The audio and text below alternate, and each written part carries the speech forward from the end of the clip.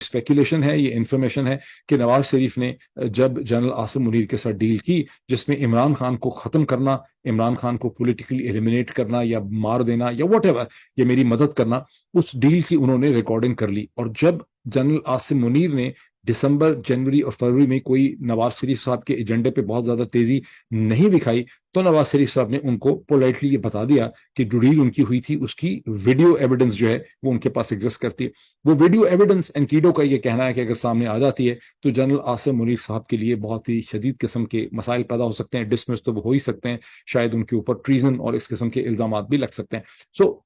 اب قطع نظر اس تمام اسپیکولیشن کے، اس پوری تھیری کے، جو سچویشن پریکٹیکلی ہم دیکھتے ہیں، کچھ چیزیں ہوتی ہیں جو فرنٹ پہ ہوتی ہیں، کچھ چیزیں جو ڈیش بورڈ کے پیچھے ہوتی ہیں. ڈیش بورڈ کے پیچھے جو چیزیں ہوتی ہیں ان کے بارے میں کبھی بھی ہم حتمی طور پہ نہیں کہہ سکتے، اور یہ تمام تھیریز ہو سکتی ہیں، اسپیکولیشنز ہو سکتی ہیں، اوپینینز ہو سکتی ہیں، فلاڈ انالیسس ہو سکتا ہے. لیکن فرنٹ پہ ہمیں کیا نظر آتا ہے؟ فرنٹ پہ ہمیں نظر آتا ہے کہ جنرل عاصم منیر ہرگز اس طرح کے آرمی چیف نہیں ہے جس طرح سے پاکستان کے آرمی چیف کو ڈسکرائب کیا گیا ہے کہ وہ اپنی مرضی کا مالک ہے، وہ اپنے فیصلے خود کر سکتا ہے، اسے کوئی ڈکٹیٹ نہیں کر سکتا ہے، اور وہ اپنی چیچی انگلی سے، جو جنرل آصف نواز کے زمانے کی اسٹیٹمنٹ کوٹ ہوتی ہے کہ اپنی چیچی انگلی سے، سب سے چھوٹی انگلی سے وہ 5 لاکھ کی فوج جو ہے وہ اس کے اشاروں پہ گھومتی. یہاں پہ ایسا کچھ بھی نہیں ہے. گزشتہ چند ہفتوں میں ہم نے دیکھا کہ general Asim Munir clearly beholden لگتے ہیں لندن میں بیٹھے ہوئے نواز شریف صاحب کے اسٹریٹجک ڈیزائن اور ان کی اسٹریٹجک ریکوائرمنٹ کے، اور یہی وجہ ہے کہ جنرل عاصم منیر اس طرح کے فیصلے کر ہی نہیں سکے، کر ہی نہیں پا رہے ہیں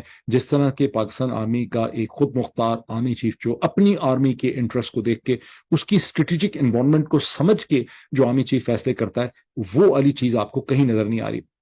اب اس کا کیا مطلب ہے کہ کیا جنرل عاصم منیر ذہنی طور پہ ہی اتنے ڈیولپ نہیں تھے، ان کے کیریئر کے اندر کوئی اتنی لیڈرشپ پوزیشنز آئی نہیں ہیں؟ کچھ اس کے خدشات کا بھی آفیسرز نے ہمیشہ برملا اظہار کیا ہے. جب 2018 کے اختتام میں، نومبر میں غالباً وہ ڈی جی آئی بنے اور 6 مہینے میں وہ پوزیشن ان کی لوز ہو گئی، تو اسی وقت انٹر سروسز انٹیلیجنس کے افسران نے اس خدشے کا اظہار کرنا شروع کر دیا تھا کہ جو نئے ڈی جی آئی آئے ہیں ان کا ٹیمپرمنٹ، ان کا مزاج، ان کا بیہیویئر، ان کی شخصیت میں اس قسم کا ٹھہراؤ، اس قسم کی اسٹیبلٹی، اس قسم کی میچورٹی جو ہے نہیں ہے، جو اتنی بڑی آرگنائزیشن جس کی اتنی ذمہ داریاں ہیں اور جس کا اتنا زیادہ پالیٹکس اور سول سوسائٹی کے ساتھ انٹریکشن ہے، جو محض کوئی ایک ملٹری کنٹونمنٹ ماحول میں آپریٹ نہیں کرتی بلکہ اس کا بڑا لیٹرل